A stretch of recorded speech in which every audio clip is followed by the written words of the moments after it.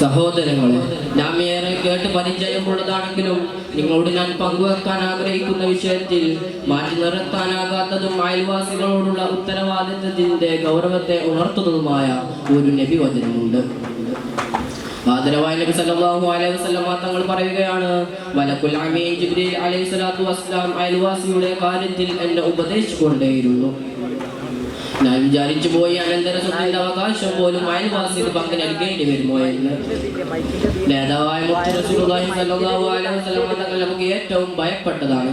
മുൻകാല സമുദായത്തിനെന്ന പോലെ ദുനിയാവിന്റെ സമ്പത്തുകൾ കുമിഞ്ഞു കൂടുന്നത് മുൻകാമികൾ ആർഭാടം നയിച്ച പോലെ നിങ്ങൾ ആഡംബരം നയിക്കുകയും അവൻ നശിച്ച പോലെ നിങ്ങൾ നശിക്കുന്നതിനാൽ നിങ്ങൾക്ക് ഭയപ്പെടുന്നു എന്ന മുന്നറിയിപ്പ് ശ്രദ്ധേയമാണ്. നോക്കൂ കൂട്ടുകാരെ, സ്വാർത്ഥരമ്മയെ ഭരിച്ചുകൊണ്ടിരിക്കുന്ന കാലമാണ്. അമ്പരച്ചുംബിയായ കൊട്ടാരം വേണം, അതിന്റെ മുറ്റത്ത് ആദ്യ ആഡംബര കാറുകൾ നിരത്തി വെക്കണം, ഒരാൾക്ക് പോലും എത്തി നോക്കാൻ പോലും കഴിയാത്ത രൂപത്തിൽ മതിലുകൾ ചുറ്റും ഉയർത്തിക്കെട്ടണം. ഇതാണ് മനുഷ്യരുടെ ചിന്തകൾ. ടെക്നോളജിയുടെ വികാസം ഉലകം മുഴുവൻ വിരൽ തുമ്പത്ത് കൊണ്ടുവന്നപ്പോൾ കൊട്ടാരത്തിന്റെ മട്ടുപ്ലാവിലിരുന്ന് അമേരിക്കയിലെയും ബ്രിട്ടനിലെയും ബിസിനസ്സുകൾ നിയന്ത്രിക്കാൻ മാത്രം മനുഷ്യർ വളർച്ച പ്രാപിച്ചു.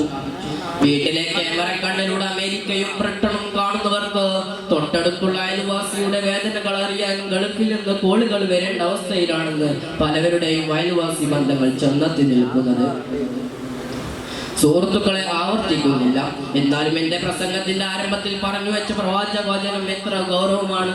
തന്റെ സ്വത്തിന് അനന്തരാവകാശിയായിരിക്കുമോ എന്ന് ദൂതർ അനുമാനിച്ചു പോയ അത്രയും ബന്ധം കെട്ടുകിണഞ്ഞു കിടക്കുന്ന ആ വലിയ ഉത്തരവാദിത്തമാണ് അയൽവാസി ബന്ധം. അയൽവാസി മുസ്ലിമും കുടുംബവും ഒക്കെയാണെങ്കിൽ അതിന് ഇരട്ടി മുതലുമുണ്ട്. അവൻ നമ്മുടെ സമുദായത്തിൽ പെട്ടതല്ലെങ്കിൽ പോലും നിനക്ക് നിന്റെ അയൽവാസിയോട് കടപ്പാടുണ്ടെന്ന് പഠിപ്പിച്ചു തന്ന നേതാവാണ് മുത്ത് റസൂലുള്ളാഹി സ്വല്ലല്ലാഹു അലൈഹി വസല്ലം തങ്ങൾ. വിശ്വാസിയാണെങ്കിൽ പോലും നീ നിന്റെ അയൽവാസിയെ ആദരിക്കണം. നിന്റെ വീട്ടിന്റെ ഉദരം ഉയർത്തിക്കെട്ടുമ്പോൾ നിന്റെ അയൽവാസിയോട് സമ്മതം ചോദിക്കുക. കാരണം അത് നിന്റെ അയൽവാസിക്ക് കാറ്റ് തടയുമോ എന്ന് വിശുദ്ധ പറഞ്ഞ മതമാണ് ഇസ്ലാം. സ്വർഗം ലഭിക്കാനുള്ള അമൽ ചോദിച്ചു വന്നവരോട് നീ മുഹ്സിനാവുക എന്നാണ് നബി സല്ലല്ലാഹു അലൈഹി വസല്ലം തങ്ങൾ പറഞ്ഞത്. മുഹ്സിനാവുക എന്നാൽ നിന്റെ അയൽവാസികളോട് നീ നല്ല നിലയിൽ പെരുമാറലാണെന്നും നീ മുഹ്സിനാണെന്നും നിന്റെ അയൽവാസി പറഞ്ഞാൽ അല്ലാഹു തആലയുടെ അടുക്കൽ നീ മുഹ്സിനായിരിക്കുമെന്നും നബി സല്ലല്ലാഹു അലൈഹി വസല്ലം തങ്ങൾ അയാളോട് വിശദീകരിച്ചു പറഞ്ഞു. ഇസ്ലാമിക കാര്യത്തിന്റെ സർട്ടിഫിക്കറ്റ് മുത്ത് റസൂലുള്ളാഹി സ്വല്ലല്ലാഹു അലൈഹി വസല്ലമയിൽ നിന്നും കൈപ്പറ്റാൻ ഭാഗ്യം ലഭിച്ചൊരു സഹാബി സല്ലല്ലാഹു അലൈഹി വസല്ലമയിൽ നിന്നും കർമ്മങ്ങൾ കണ്ടുപഠിച്ച് ജീവിതം ചിട്ടപ്പെടുത്തിയതിനു ശേഷം ദിവസങ്ങൾക്ക് ശേഷം തന്റെ ജീവിതത്തിന്റെ ആത്മീയ മാറ്റത്തിന്റെ അഭിപ്രായം ചോദിച്ച് ഞാൻ നന്മയുള്ളവനായില്ലേ നബിയെ എന്ന് ചോദിക്കുന്ന ഒരു സംഭവമുണ്ട്. തന്റെ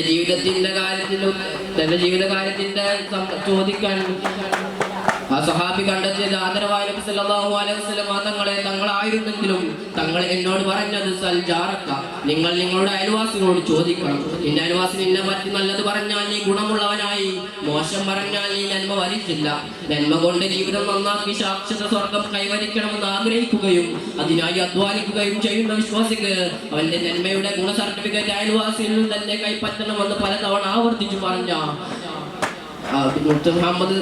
ഹബീബ് സല്ലല്ലാഹു അലൈഹി വസല്ലം തങ്ങളുടെ വാക്കുകൾ അയൽവാസികളോടുള്ള നമ്മുടെ സമീപനത്തിന്റെ കാര്യത്തിൽ പ്രചോദനമാവട്ടെ എന്നുണർത്തി.